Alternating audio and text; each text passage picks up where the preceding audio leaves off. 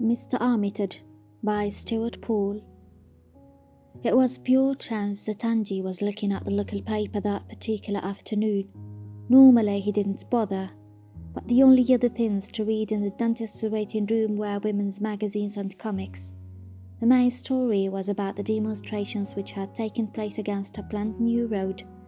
It was, however, a small article in the bottom right-hand corner that caught Andy's eye. Homeless ex-teacher dies, the headline announced. Andy read on. The body of Mr. Sidney Armitage, 68, of no fixed address, was discovered in bushes on Newgate Estate yesterday. The cause of death was hypothermia.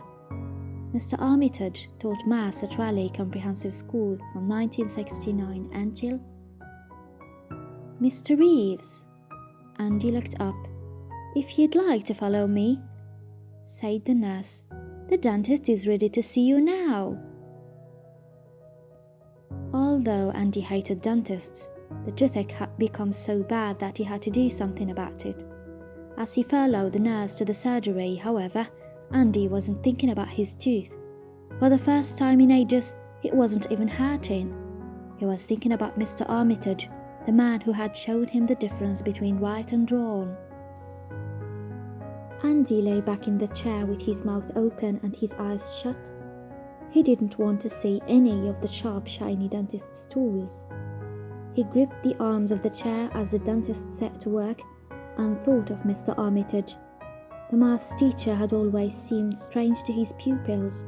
Throughout the autumn, he came to school every day with a freshly cut dahlia in his buttonhole. For the rest of the year, he wore a plastic one or ones, for Mr. Armitage had a wide selection. He always chose one which matched his tie and pocket handkerchief. Mr. Armitage was tall and very thin, and he had long white hair which he brushed back behind his ears. It looked like dove's wings. Andy couldn't remember the man ever shouting. When the class misbehaved, which was often, he would shake his head and whisper sadly, I bet Pythagoras never had to put up with this. A teacher like Mr. Armitage might have had a nickname, being Paul, or Pythagoras perhaps, or Dahlia, but he didn't make a big enough impression on the children for them to choose a special name. Mr. Armitage he was, and Mr. Armitage he remained. He had taught Andy for only 1 year.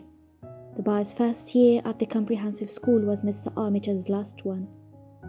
But Andy had met him again 3 years later. He shuddered. The events of that Saturday afternoon still filled him with shame. Okay, said the dentist. If you'd like to rinse your mouth out. Andy opened his mouth and reached for the glass of pink liquid. He explored the hole in his tooth with his tongue. It felt enormous. He spat into the basin, leaned back in his chair, and closed his eyes again. It was the summer holidays, and Andy had just turned 14. He, Vinny, Dexter and Tal were over the dairy, an area of old buildings ready to be knocked down. This was where they spent most of their time. There was always something to do there, and no adult around to see them doing it. That particular afternoon, Andy remembered, they had set fire to some old rags and papers with a magnifying glass. Vinny had found a silver thimble. Tal had cut his knee on a piece of rusty metal. They were on their way home when Dexter saw the tramp sitting in a broken doorway. He turned to the others and pointed. Bet he stinks, he said. Oi, yelled Vinny. When did you last have a bath? The tramp didn't say anything. Vinny marched towards him. I'm talking to you, he said. Yeah, you dirty old dosser, said Tal, following him.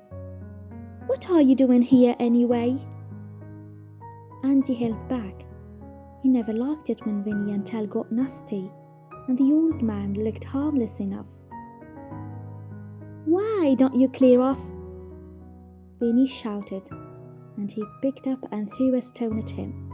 It hit the door frame and landed at the trump's feet. Dexter and Tal cheered and picked up stones of their own. The trump retreated into his brown overcoat like a tortoise into its shell. Andy watched in horror as his three friends continued to throw stones at the old man. He couldn't move. He couldn't speak. Suddenly, Vinny turned round and stared at him angrily. "What's the matter with you, then?" he said. The others stopped and looked at him too. "Nothing. Andy began. Angrily, he bent down, picked up a small piece of broken brick and threw it as hard as he could.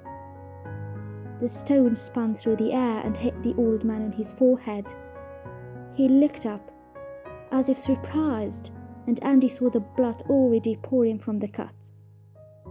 Slowly the old man touched his forehead and inspected his sticky red fingers. He sighed and whispered sadly, "I bet Pythagoras never had to put up with this." "Right," said the dentist. "Bite down again. Fine. All finished." As Andy walked back to reception, he remembered how, on that Saturday evening, he'd asked his mum what had happened to his old maths teacher. She told him that Mr. Armitage had had a nervous breakdown after the death of his wife. Later that night, Andy returned to the dairy on his own. In his hand he was holding a £20 note, all his savings. He walked across the derelict ground to the doorway, but the old man was not there. "Mr. Armitage?" he called out. "Mr. Armitage, are you here? I've got something for you." Andy's voice echoed away and answered. Mr. Armitage was gone. Back at home, Andy slipped the money into his wallet. 4 years later, he still hadn't spent it. He didn't feel it was his to spend. The newspaper was still lying in the waiting room, and while the receptionist was writing down his next appointment in her book, Andy read the rest of the article. There was a burial service for Mr. Armitage that afternoon at St. Jude's. Andy looked at his watch. If he hurried, he should just get to the church in time. "Is there a flower shop round here?" he asked. "Yes," said the receptionist. "There's one almost opposite.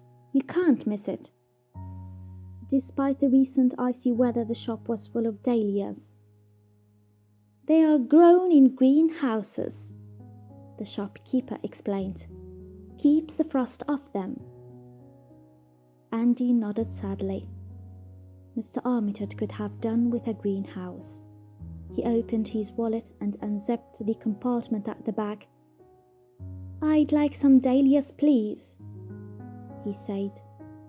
£20 worth." "Any particular kind?" asked the woman.